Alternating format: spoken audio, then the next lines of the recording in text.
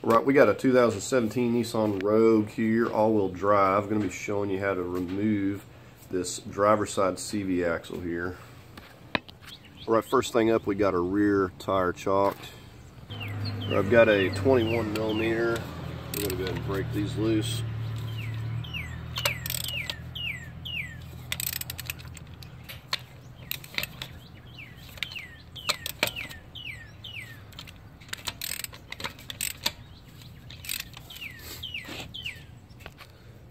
Or I'll show you where the jack's positioned.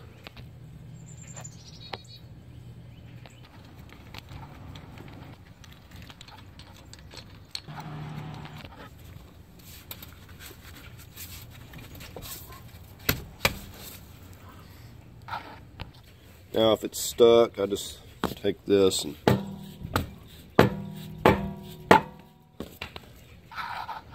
I would point out if the wheel is stuck starting out, that's usually not a good sign for the CV axle.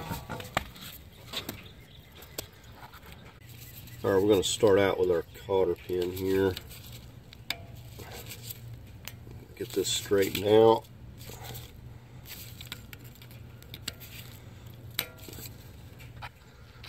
Alright, that one broke, so I'll have to get another.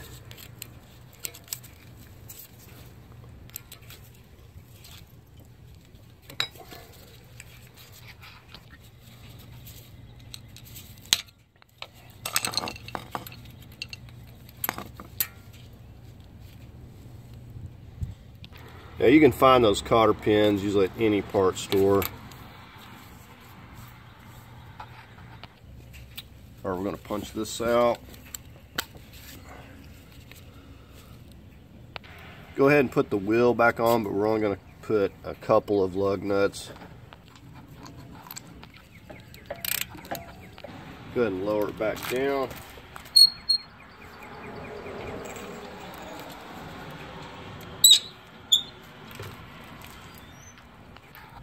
Okay, I've got an 1.25 inches, which fits perfect. You could also use a 32 millimeter. However, my 32 millimeter is a 1/2 inch. And you know, I say this all the time, but I've broken at least 2 1/2-inch breaker bars on these axle nuts. I've broken several of these as well. This is just a 3/4 to 1/2 inch adapter that goes on my 3/4. So if I have a chance to grab 3/4 drive, then I get one. So that's what I'm going to use: 3/4 drive breaker bar, 2 foot cheater pipe, and 1.25 inches.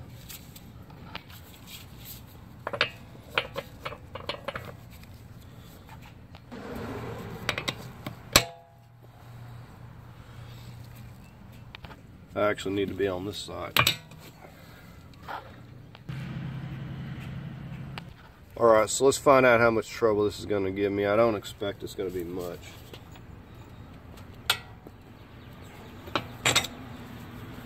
There we go.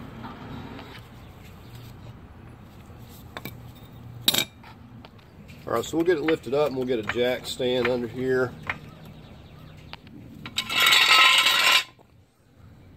And I'll show you where that jack stand's positioned. Let's go ahead and get the wheel back off here.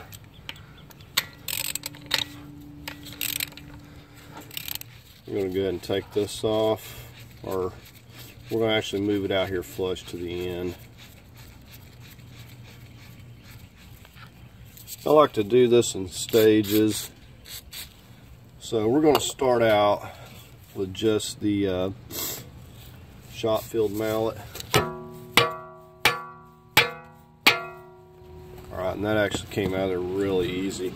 Now I've got a lot of videos I can share where I do have seized, and you know what I'll do is I'll put on the socket and I'll move on to my 8-pound sledge hitting it, and then there's times that that doesn't work and I actually have to wind up tearing the knuckle out and getting it upright where I can actually hit it and soaking it in WD-40. So I've got some videos on that and I'll share, because they don't always come out this easy. I'm really surprised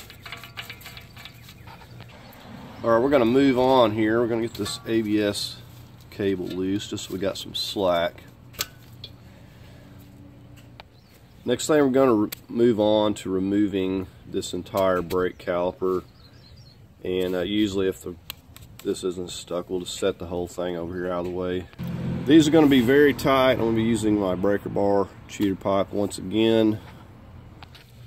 These here are 19 millimeters. See if we can turn it.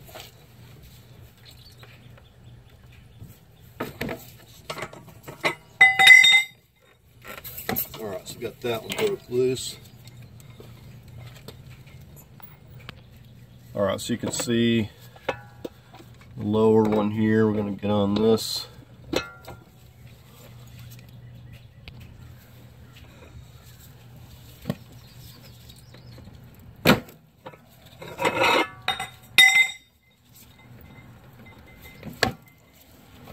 Alright, so got that one broke loose. We'll just switch over to the ratchet.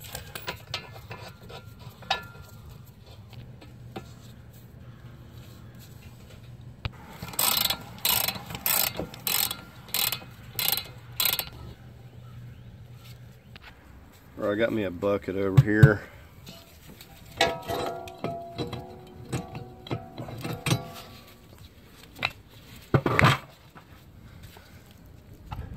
Alright, so we got it out of the way, I believe. Alright, we're going to get to work on this pinch bolt.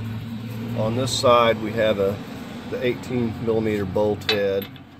We're going to have to hold that from spinning. Now over here we have the nut, and it's an 18 millimeter as well.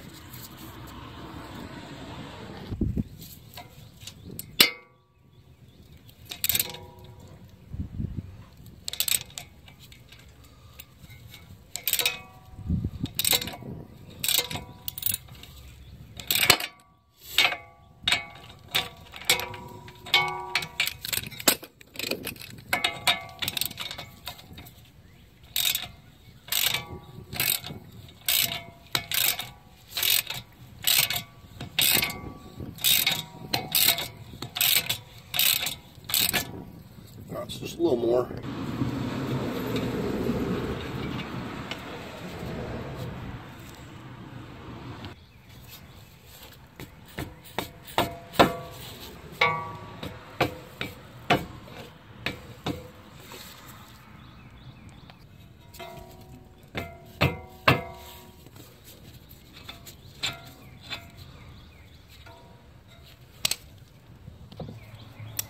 So this bolt is ruined, so I'm going to have to see about getting a replacement.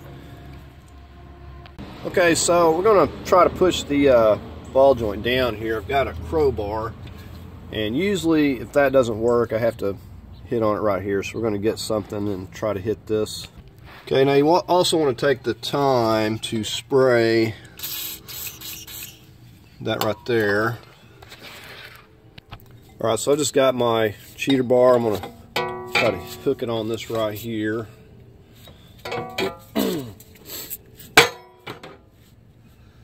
And we should be able to give it a couple good hits. It should come loose. And it's all dependent on just how stuck it is.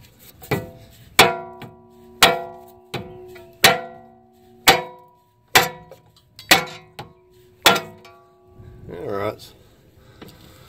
So we got it moving.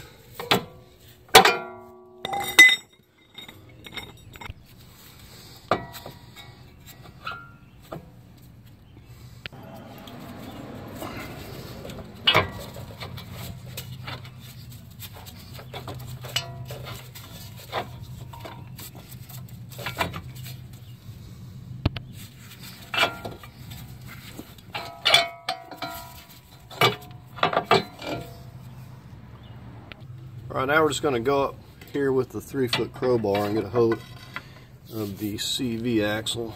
So I also got a pan down here. It usually doesn't take a lot. Just kind of rock it a little bit.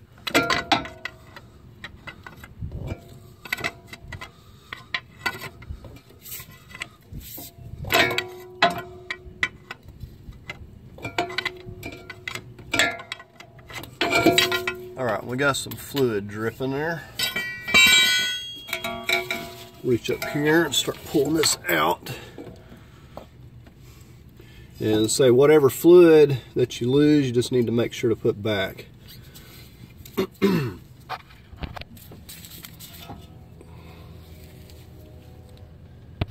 Alright, so once you get your replacement, you're just going to go right back in here and just give it a little rotate it. And sometimes you have to so we got it seated. Alright, you want to take the time, put a little bit of grease on this so this doesn't seize up. You have to remove it again. Let's go ahead and slip this back in.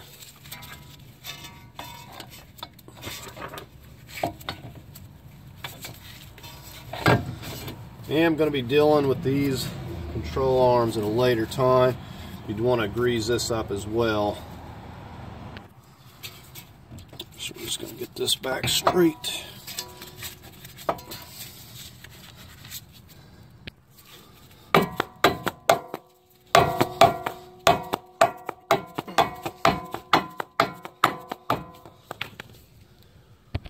So you can't just get these bolts anywhere unless you go get a used one. Apparently they sell, at the dealer, they sell this with the bolts, so you'll have to like order them, and you can't really find them at the parts stores anywhere. So it needs to be a grade 8 bolt.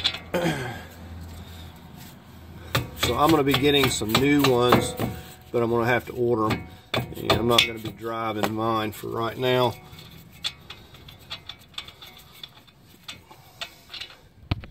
So if you have to do this, just plan on getting your bolts ahead of time, unless your dealership can get the bolts.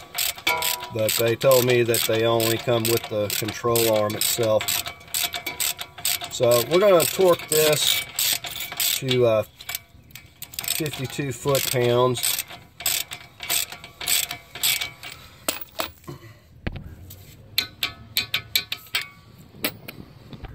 Or let's see if we can get the motor back on here.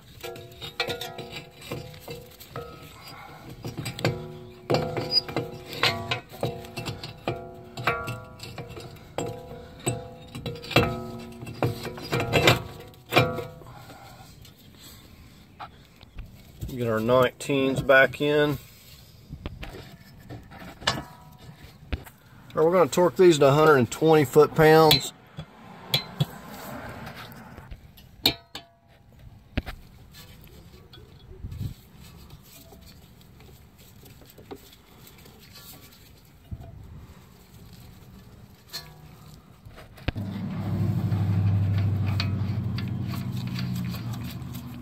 Alright, so we're going to get the tire back on just like before. We're going to get a couple lug nuts, get the weight on it, and then we'll tighten this axle nut. Alright, so we're going to lower it back down. We got the jack stand out.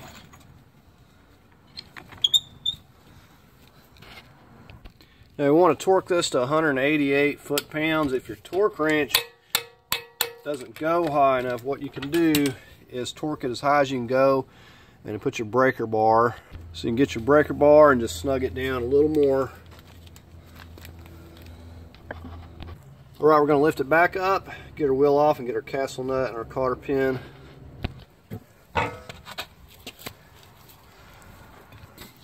And you want to get yourself a good sized cotter pin that fits in here right. This smaller one is not going to be big enough, but it will work for the moment. Alright, so we'll just bend this over. Go ahead and get our tire back on.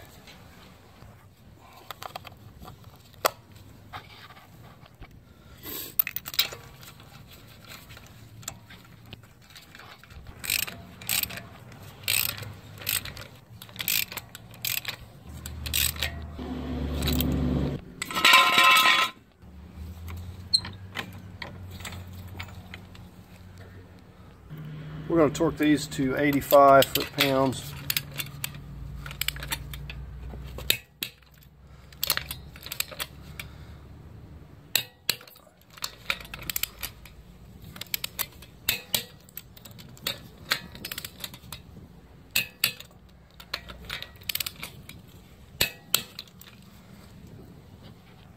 So I just got this drain in here. Now you can see we lost just shy of 12 ounces there. So if I put back 12 ounces, it's going to be pretty close.